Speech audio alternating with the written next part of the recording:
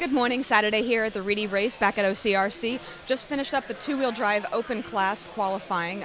Really good results. Yuna stayed really consistent. Yuna Hotinen pulled out the win. The top qualifying position for that and will take the TQ spot. Cole Tollard again did really well and got number 2. So a lot of consistency, a lot of fast driving in the open class. Jason, your thoughts? Yeah, I mean, the open class, kind of wrapped up there.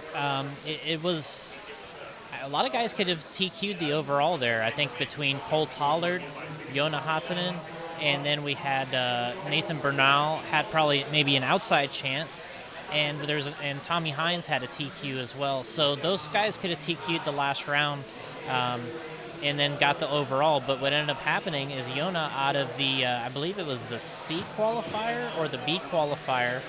Ran a really clean run, only one bobble I can think of down that second step down. He got kind of out of shape. It almost bicycled, he dropped it back down, and he got the 17.516, which I believe was his TQ time. And there was guys on faster paces than him, such as Damon Borkowitz had a really good run going. One mistake coming on the straightaway cost him, probably 4 seconds at least. And made it from him to go from maybe a possible TQ run to probably 6th in the round. And then in the A qualifier, you had Cole Tollard, who really is probably the fastest guy overall lap time wise. Cole is running the quickest laps. He gets out on a pace that's much quicker than everybody else, and he's kind of the guy that I think you're gonna have to watch in the mains. I think if he keeps it together, I think he might be the fastest guy. Yona, maybe he's going to win it on consistency. It's a 10-minute main, so that might be the situation. Nathan Bernal might be in the best position on the grid in terms of third.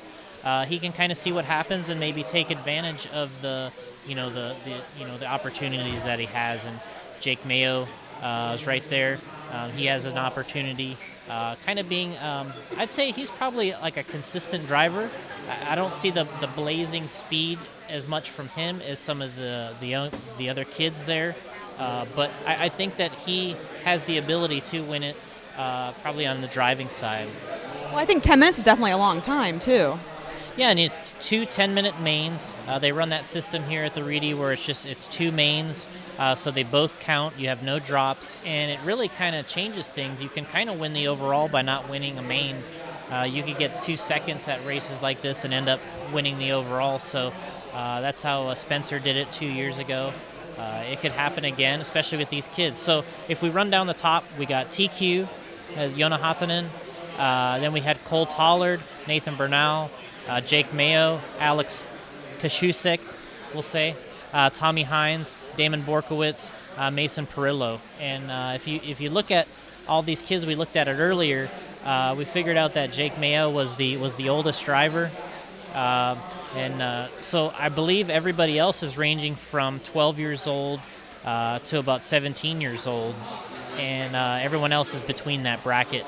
So really, if you look at besides Yona, everybody else is pretty much in that 15 to 17-year-old range, which is kind of the magical number for the kids. So.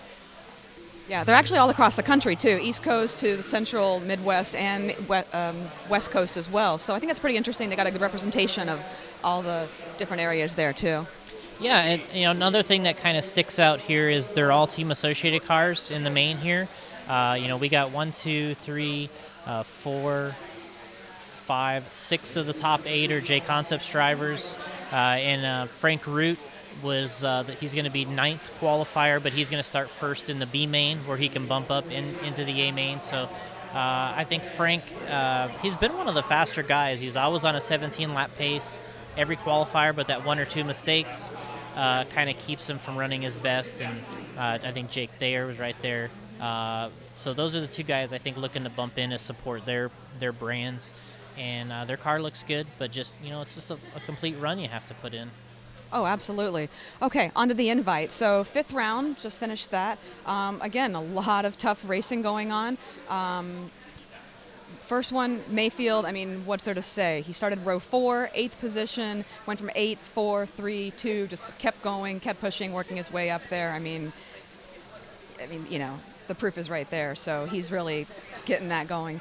The second one, Tebow from number 1, again, you know, Cav, 10 to 3, just kept bumping, you know, things went his way, or, you know, he made a good pass. He got his way up there. JP Richards got a number 2. He got a pretty good run that one. And then the next one, that was where the action was. I mean, the top 5 guys stayed right together, back and forth a little bit, and then Cody at the line. I mean, amazing run, really, really good. I mean, he's put in the time, he's put in the effort, and, you know, it's showing off too, so. Well, when you look at the results right now in Invitational, Cody Newmandahl's leading. If you take a drop, their worst finish out, Cody is leading the class. Dustin Evans, his good buddy back from Denver, Colorado, second. Then you have Cavallari, Mayfield, and Dakota Fender 1 point back. So that's your top 5 is Cody, Dustin, Cavallari, Mayfield, and Dakota is your top 5. And then right behind those two guys, 1 point back, is Tebow and Spencer. So that's kind of what it's shaping up to be. It's a battle between those guys. That's your 8 guys, and they're all within 1 to 2 points. And you know, it's been a great invitational race here so far. I mean, it's always pretty close, but I think in general,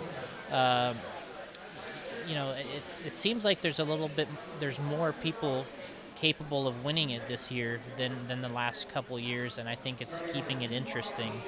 I think Ryan Cavallari, you can't really bet against his experience and his style for these kind of events.